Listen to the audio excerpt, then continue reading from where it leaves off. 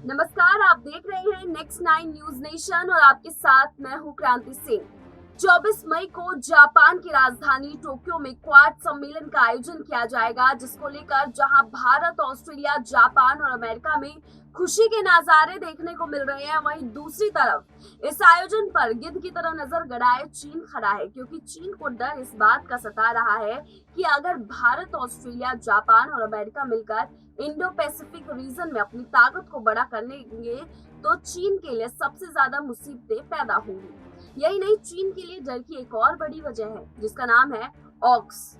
बहरहाल, आपको बताते चले कि भारत क्वाड के माध्यम से हथियारों की दौड़ से अलग आर्थिक रूप से इंडो पैसिफिक रीजन को आगे बढ़ाने की न सिर्फ वकालत कर रहा है, बल्कि सारे प्रयास भी उसी दिशा में चल रहे हैं। जबकि अमेरिका और ऑस्ट्रेलिया की मंशा इस दिशा में सैन्य शक्तियों को बढ़ाने की ज्यादा है। अगर देखा जाए तो क्वाड के गठन के बाद से चीन परेशान ही रहा है।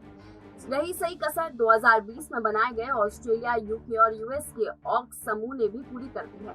ऑक्स के गठन के बाद टोक्यो में होने वाली क्वाड की बैठक बहुत अहम हो जाती है।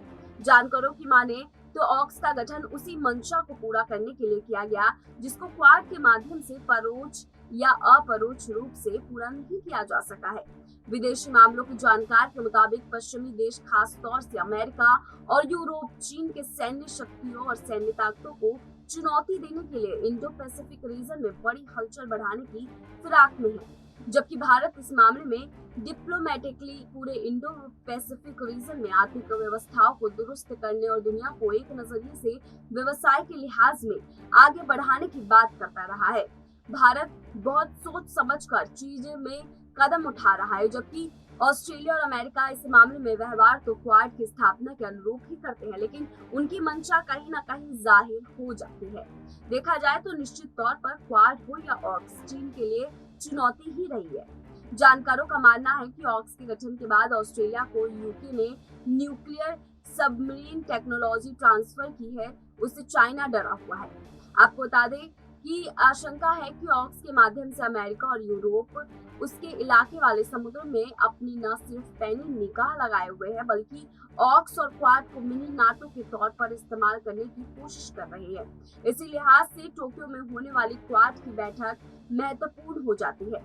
चीन इस बात से संशंकित है कि क्वाड और ऑक्स ग्रुप में सदस्यों में ऑस्ट्रेलिया और अमेरिका ने न सिर्फ कॉमन है, बल्कि भारत पर अपनी सीमा को सुरक्षित रखने के लिए सैन्य शक्तियों को मजबूत करने के लिए भी दबाव डाल सकता है, क्योंकि जिस तरीके से चीन की बढ़ती ताकत को अमेरिका सीधे तौर पर अपना सबसे बड़ा प्रतिद्वंदी मान रहा है, उसी तरीके से बीते कुछ सालों में ऑस्ट्रेलिया की ओर से भी ऐसे ही संकेत मिलने लगे हैं। माना जा रहा है कि आने वाले दिनों में अमेरिका और यूके ऑस्ट्रेलिया के साथ मिलकर इंडोप्लास्ट से जीवन में सनी शक्तियों का न सिर्फ विस्तार करेंगे, बल्कि अपनी ताकत की नुमाइश भी करेंगे।